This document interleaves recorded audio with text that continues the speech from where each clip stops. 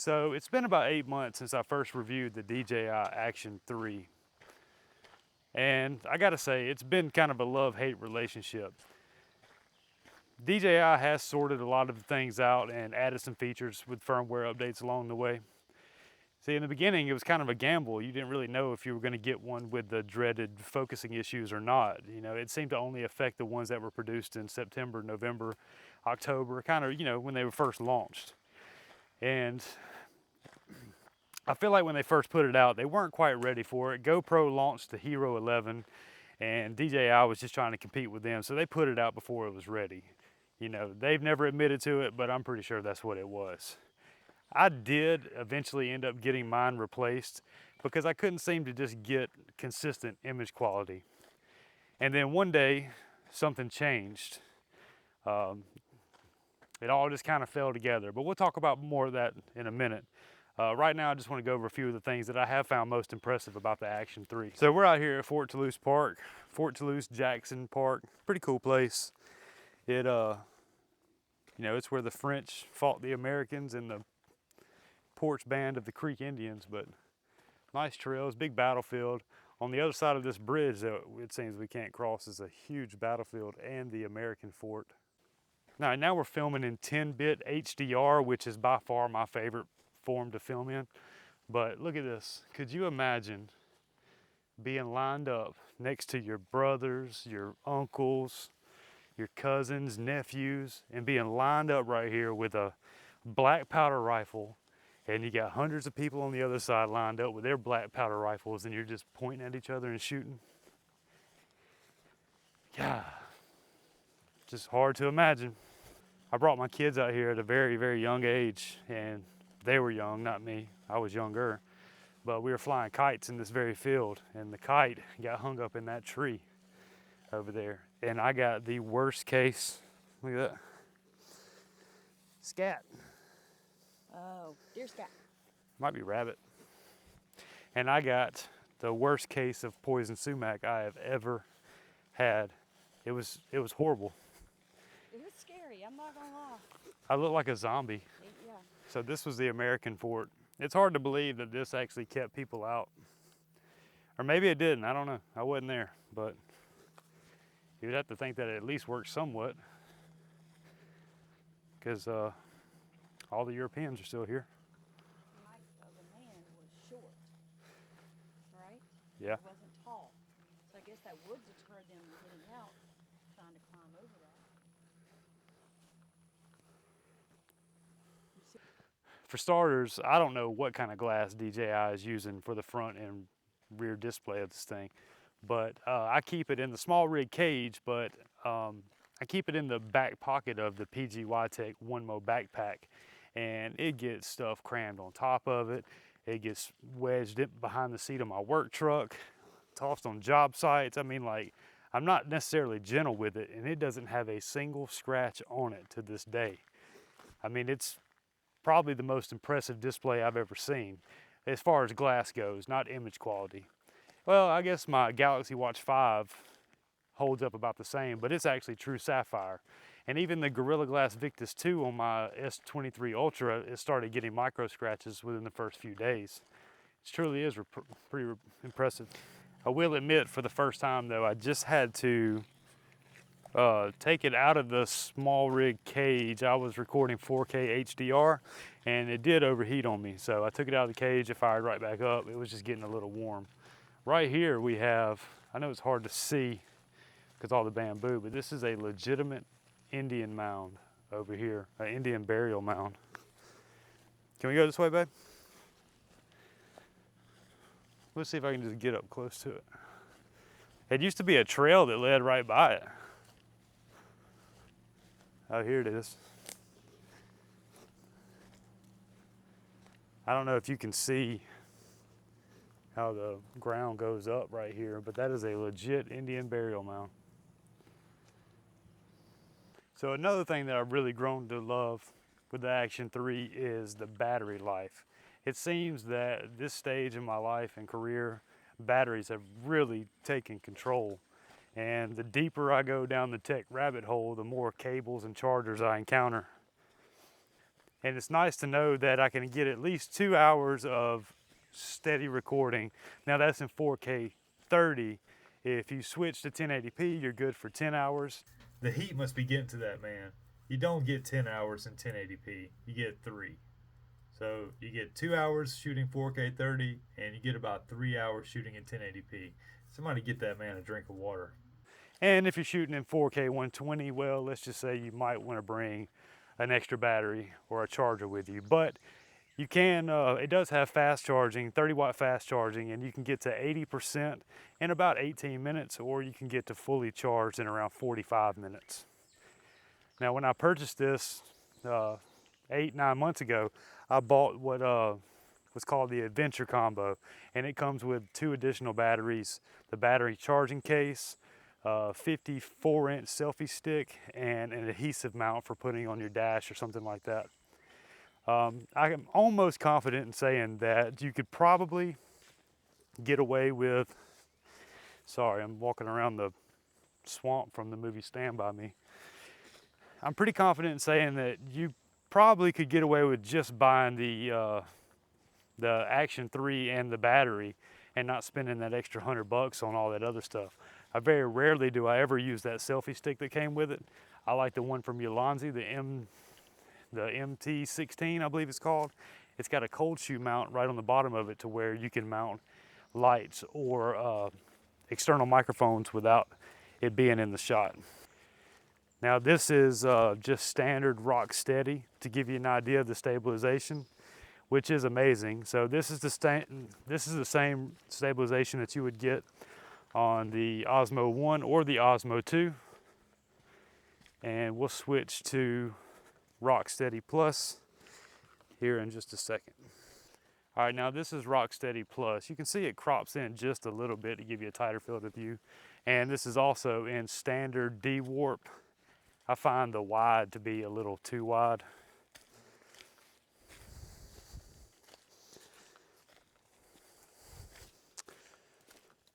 Probably should have wore some old shoes. All right, now here is a little geography lessons for all y'all. So this is right here. Behind me going this way, this is the Coosa River. Now on the other side over here, you can't see it, but that's the Tallapoosa River, and they both join right here, and this is the head of the Alabama River. It's where the Alabama River begins and goes all the way to the Gulf of Mexico. But the river always has 2 different banks, right? So you have the high bank and you have the low bank. The other side over there is the low bank. See how it's not a very steep cliff over there? Well, we're standing on the high bank. Well, typically anytime there was settlers along the riverbank, it would always be on the high bank side, but it would be tiered in 3 different levels. The lower level would be more for trading and docking and things like that. The mid-level would be where all the farming and agriculture went on because, what was that? Because the ground was always more fertile, there was easy access to water, and then everyone would live on the 3rd level. Another thing that has been really great is the quality of audio you get straight out of camera. I do still probably recommend that you use an external microphone if you're going to be having any kind of dialogue. But as long as you're not standing on top of a mountain or riding with your windows down, you should be fine, because the wind noise can break apart pretty easily. If you are going to use an external microphone though, you absolutely cannot go wrong with the DJI mic. It gives you the ability to get good, clean quality audio, whether you're standing there looking into the camera or you're walking to and from on a trail. If you decide to go with a shotgun microphone, then the Rode Wireless Go 2 is good. You can also use the Rode Video Micro, but you will need a USB-C to 3.5 adapter. DJI claims that you can use any adapter for this. I haven't necessarily tried it because I've always just used the DJI mic. If you're going to be using the shotgun microphone though, I do recommend getting something like the Ulanzi MT16 selfie stick. It has a built-in cold shoe on the side, and it brings that microphone down like below the camera so that that furry windscreen isn't getting in the middle of your shot. I do want to take a minute and talk about this magnetic quick release system. It is by far my favorite way to mount a camera.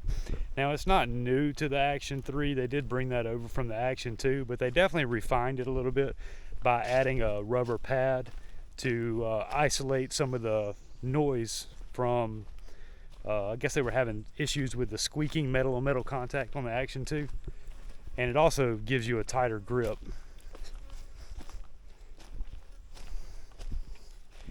But it has proven to be useful time and time again, whether you're just swapping it from, say, a selfie stick to a suction cup mount on your car, or from your handle to your from your helmet to your handlebars. It also gives you the ability to mount it horizontal or vertical for those of you that are TikTokers or shorts creators.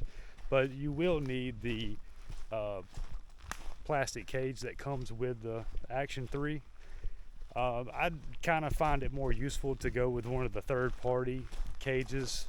I did a review on all three of the top ones at the time. I think a few more have been released since then. I think Newer and Tilta both make one now, but I'll leave a link to that video in the description and on the end screen of this video if you want to check it out. Overall, you have so many options for creating content with this thing. You have a time-lapse mode with presets for clouds, crowds, and sunset, or custom settings for setting your own duration. And it'll even tell you how long of a time-lapse you'll get depending on what setting you use. There's my favorite, which is the 10-bit HDR. It does a really great job of getting the best of the highlights and the shadows and combining them into one image. There's even a 12 megapixel photo mode that I use way more than I ever thought I would. As a matter of fact, the banner to this YouTube channel and the watermark down in the corner below were both taken with the Action 3. And if HDR isn't your thing and you're more into doing the color yourself, then there's even a 10-bit Decine-like that gives you a flat color profile where you can go in and color grade everything to your liking.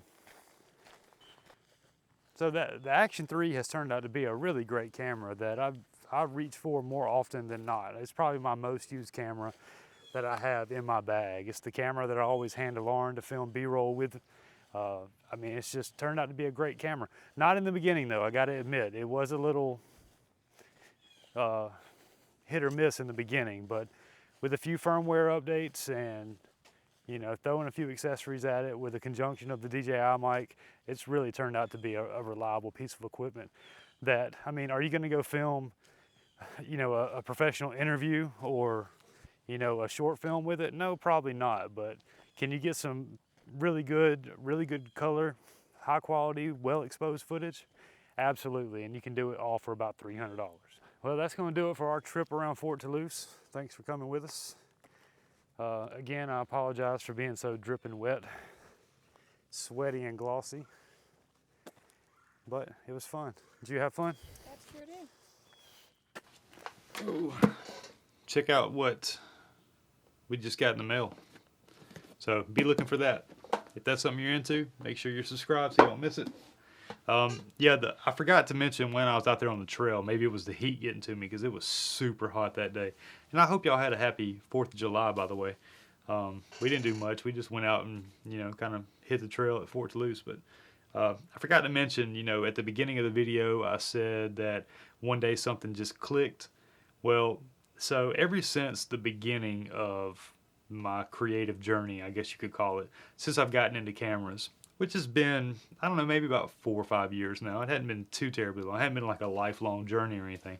But ever since the beginning, I've always been taught that you need to be shooting in manual mode and you need to be using ND filters to get exposure and following the 180-degree shutter rule, and all that's true. Very, very true. Like, it's a fact. It's law. It's not just a fact. It should be law. That is absolutely how you get the best results from most of your cameras. But the Action 3 was different. Man, I just never could get consistent results. Either it'd be grainy or it'd be out of focus, and I just never had good results. Or I never had consistent results. And it wasn't because the ND filter, I mean, I use Freewells. These are great filters. I got fed up with it until one day it was, it was bright, and I was having a hard time dialing in exposure, and I just left it in auto, right? I picked my frame rate and my resolution, and I just went with it. I knew my phone was going to go off. I picked my frame rate and resolution and just went with it, and I couldn't believe it. It's so bright outside, I'm squinting, like I needing sunglasses, but somehow the sky was bright blue, and the shadows weren't crushed, and it looked good. It was a good image, and I'm sure you've noticed this, but on the front of the Action 3, in the O, it's got a light meter. And that thing, it dials in exposure almost perfectly every time. You saw where I was walking through that trail. That's kind of why I wanted to do that video then, because I was walking in and out of the light, and I knew that the exposure would be changing a lot, and I thought that'd be a good example of how well this camera works. So, yeah, after several updates and sending one back, and I think DJI finally has it dialed in. And can I say that I recommend this camera? 100% for sure. So, maybe not for talking head stuff like this, but this is probably my most used camera. This is the one I hand to my wife to, when I need her to shoot some stuff. If I'm doing a top-down shot, then it was this camera. Unboxings, if the camera's off to the side and I'm opening something up, most likely it's this camera. All my talking head stuff is to my Canon though, but it just works. And $300, $329, like it's probably the most affordable out of the bunch. Even the new Insta360, the little guy, that's $400. You know what I mean? Like it's an affordable deal. Now, if you get the action combo or adventure combo, then you're stepping on up to about $420 or so. But I don't even know if you need it. I very rarely have to change the battery in this thing because it charges so quickly. You pop it on the charger for 15 minutes and you got another hour, 2 hours or so. How long you want me recording for, really? But that's it. I just forgot to mention that. And I just want to say thanks for watching this far of the video if you made it this far. Yeah, Pixel tablet video coming soon. I'm going to play with it for about a week or two, and then I'll get a video put out for it. So if you're into that or curious about it, then go ahead and hit that subscribe for me if you're not already.